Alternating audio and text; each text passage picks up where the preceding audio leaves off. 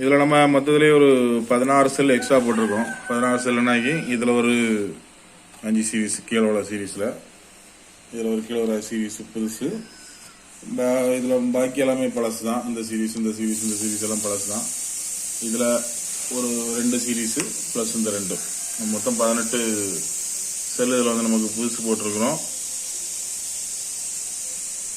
அப்புறமா ஸ்பாட் வெல்டிங்லாம் அடித்தாச்சு. வேறு பிஎம்எஸ் புதுசு போட்டிருக்கோம். 16S 48 வோல்ட்டு அதுவும் புதுசு போட்டிருக்கோம். இது அதில் ஏற்கனவே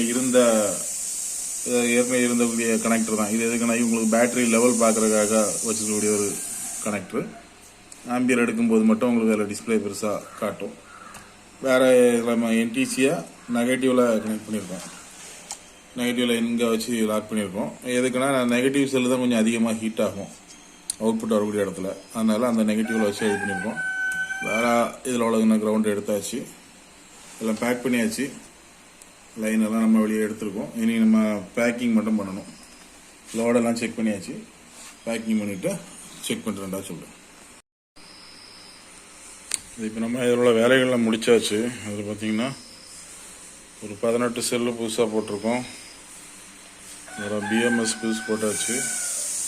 இது உங்களுக்கு சப்ளை எவ்வளோ இருக்குங்கிற டிஜிட்டல் பார்க்குறதுக்குள்ள ஒரு செக்ஷன்.